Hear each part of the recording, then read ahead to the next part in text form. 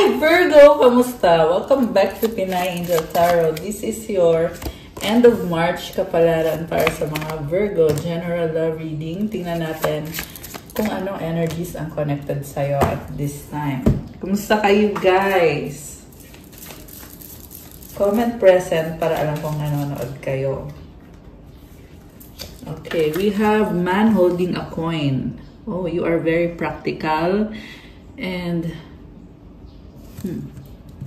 parang serious ngayon, pero you're also an overachiever. Yan yung naririnig ko. Caring connections. So, you are receiving love. The world. Wow. Merong travel, merong change. Okay. So, try petting a cute cat. Answer. Watch a sunset. Merong bagong simula para sa'yo, Virgo. New attempt. Post a short video of positive energy. Baka mahilig kayo sa social media. I feel like you are receiving love dito sa bagong energy na to. Habang ikaw ay nakafocus sa sarili mo, sa finances mo.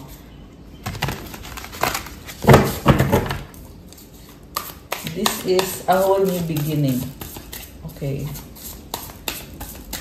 So, someone in your energy wants to give you security, lalo na sa kaperahan mo.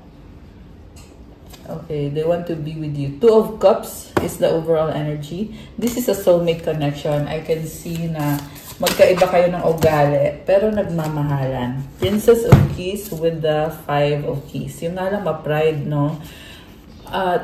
Very clear sa akin na, yun na nga, magkaiba talaga kayo ng ugali ng taong to. May nakikita akong misunderstanding or disagreement sa inyo. At the same time, sinasabi dito, kailangan nyo ng pag-uusap, be curious, and kailangan nyo mag-compromise sa dulo. Kasi sa ngayon, parang andun yung feeling na tinatry mo unawain yung taong yan. Kahit nahihirapan ka or feeling mo ay hindi mo ma-reconcile sa mga standards mo kung anong gusto mangyari nitong taong to. Ayan, kaya nga siya misunderstanding eh. At the same time, you are curious. Ace of Elixirs. Wow, new beginning. So, overflowing emotions. Also, awakening. Kita mo may eye dito. Ang daming infinity symbol nito. Alam mo, you are manifesting so easily. And itong bagong simula na to ay magdadala ng blessing. Ito na yung blessing. So, ang tanong is, i-embrace mo ba tong bagong simula? Nabibigyan kayo ng chance ng taong to. So, nagka-problema kayo. Ngayon, may chance ulit. Wow, Ace of Candles. Okay, nakadalawang Ace na tayo. This is talking about attraction and passion. Parang nakita ko sa'yo, hindi mo kayang pakawalan tong taong to. Prince of Elixirs. Na-overwhelm ka nga lang kasi feeling mo bagong-bago to sa'yo. So, you are questioning kung kaya mo ba to? Kaya mo ba tong responsibility na to? Okay, Prince of Keys. Baka nga di mong tao ay medyo immature pa. Four of Pentacles. And the Alchemy card. Okay. So, nag-a-adjust siya sa'yo. Ngayon, ang nakikita ko sa person mo is gusto kanyang kausapin, pero sobra siyang maingat kasi ayaw na niyang magka-conflict kayo. Okay. Alchemy, this is also a manifestor, pero magkaiba kayo ng ugali eh. Ikaw mabilis ka, siya naman medyo mabagal. Okay. Prince of Talismans. Apology, stalking, the devil. Three of Wands. Okay. Someone that you're dealing with, attracted siya sa'yo, pero may mga tao din sa paligid niya. May issue about pagsiselos between sa inyong dalawa. Lalo na on this person, on their end, kasi may mga lumabas dito na mga taong siguro kinukonsente yung mga bad behavior or yung mga bisyo nitong taang to. Kasi with the devil, I feel like they're stuck in their ways. Pero gusto ka niya. Okay? They're stuck in their bad behavior. Pero gusto ka ng taang to. Hindi ka nga niya maalis sa isip niya eh. Yung nga lang, this is also someone na ang bilis magbago ng isip. Ang bilis, I mean, yung attention niya, mabilis lang niyang ilipat sa ibang tao yung attention niya. Kaya nagkukos ng problem sa connection niyo or sa relationship niyo. Okay. Medyo unemotional din so far yung nakikita ko. 10 of Wands, 8 of Pentacles, 7 of Cups. Okay, ending, connected sa mga options niya. I feel like gusto niya itigil yung confusion. Kasi this is someone na who really gusto niya mag-workout talaga kayo. Yung nga lang, something about control. Parang nasasakal. Merong nasasakal, ikaw or siya.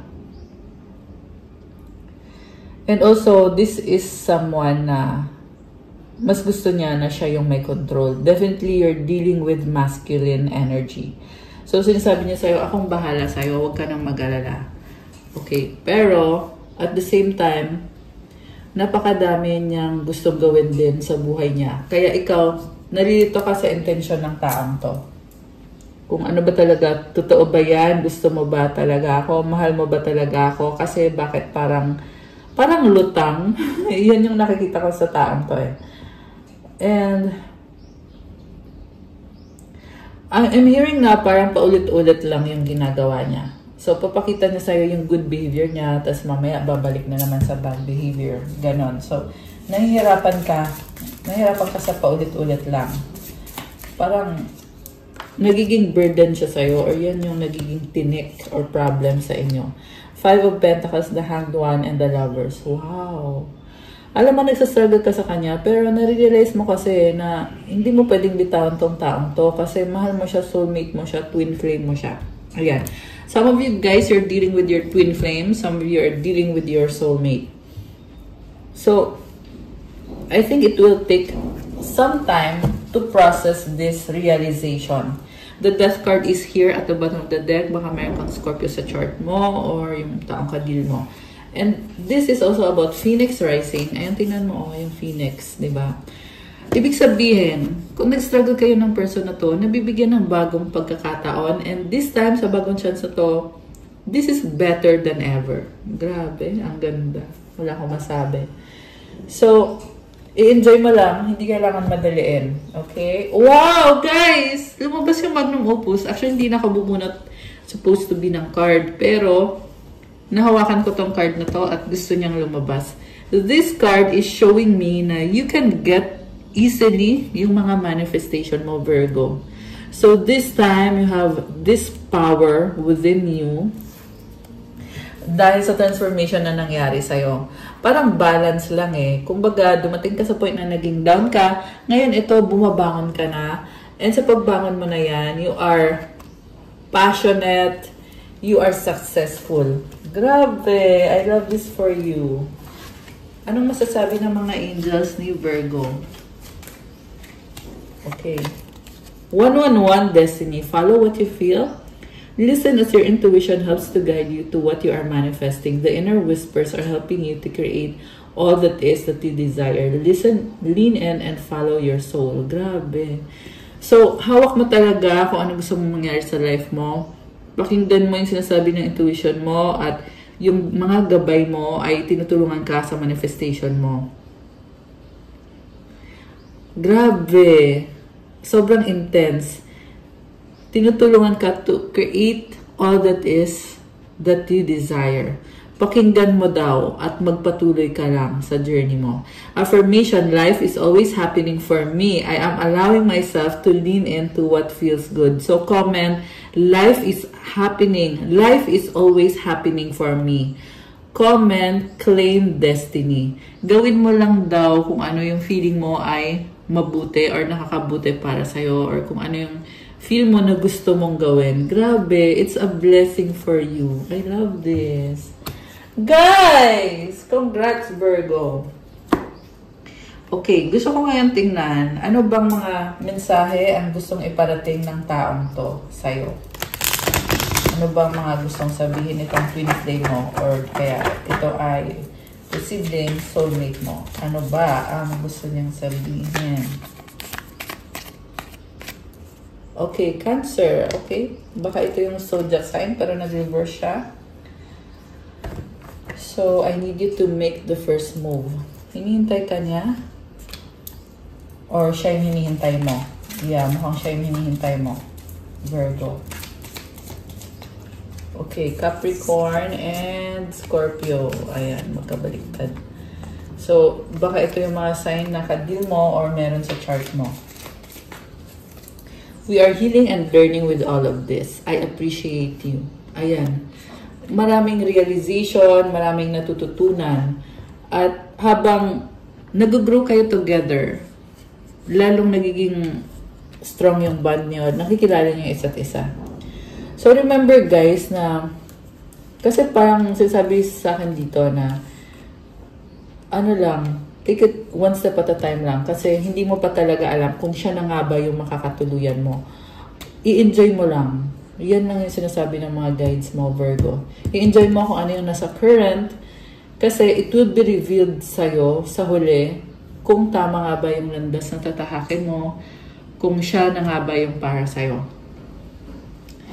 And I feel like for now, this is already a blessing. Kasi nag-grow ka, marami kang natututunan. You hurt me. Oh my gosh. Sino yung nag-hurt? Tingnan natin ha. I will do everything I can. I need more time. Okay. So, merong tampuhan. Ayan. Pero nag-a-adjust sa'yo itong taong to. Parang nakikita niya sa'yo ang taas ng standards mo. Pero sinasabi niya dito na tatry kong ayusin. I will try to be better. Bigyan mo lang ako ng time. So, siguro, minsan hindi kayo nag-uusap. Hindi ka nagpapansinan ng taong to. Pero that is because tinatry niya na i-analyze yung situation at tinatry niyang mag-adjust sa'yo. Medyo mabagal nga kasi yung movement nitong taong to. Pero, like I said, gusto niyang magkaayos kayo. Gusto niyang maging okay ang lahat sa inyong dalawa.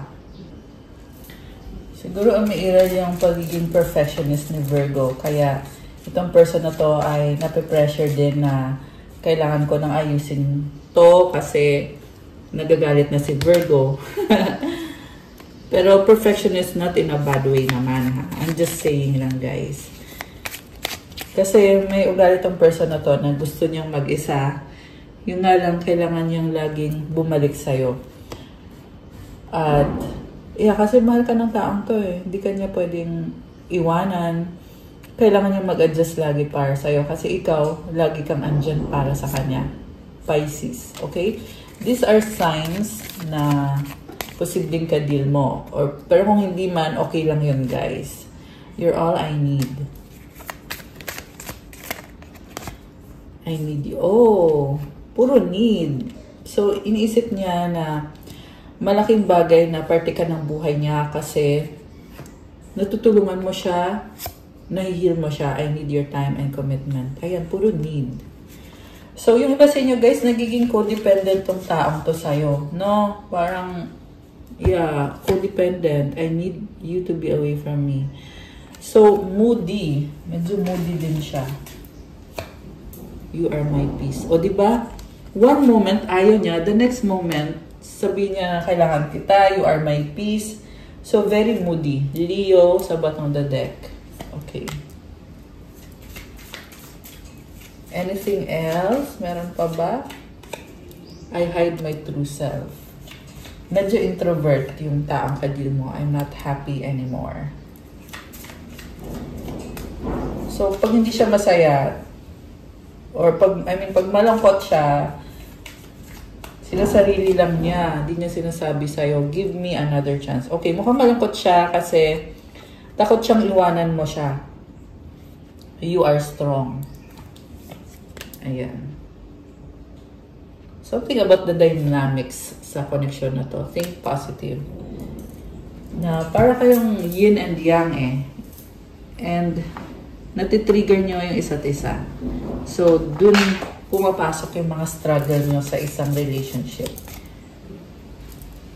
Yeah, twin flame connection yung nasa-sense. Ay! Ang daming nalaglag, sorry. Okay, tingnan natin. Ano to mga... Okay, ito ko tayo ng 3 cards.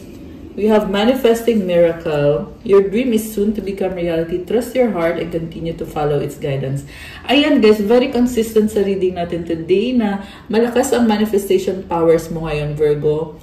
Kaya, magtiwala ka sa puso mo at patuloy ka lang sa ginagawa mo, kung ano yung pinipursue mo sa buhay mo. Kasi lagi kang ginagabayan ng angels mo. Grabe. Comment, claim manifesting miracles. Comment, my dream is soon to become a reality. Friendship, nurture the bonds of friendship within your relationship and your love life will dramatically improve. So, ito yung maganda sa inyo kasi may friendship din kayo ng taong to.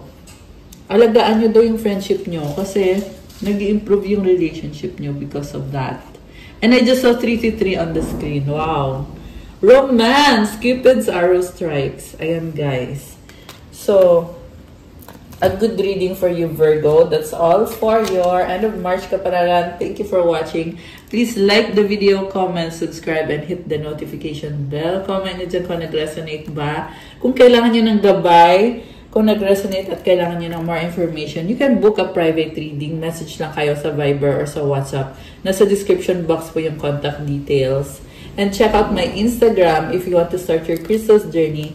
May mga crystal bracelets infused with prayers and mantras specifically para sa'yo. So, message nyo na lang ako at pa-follow na din ng mga social media ko. Thank you, Virgo! Have a good day. God bless you all and stay safe. See you again soon. Bye!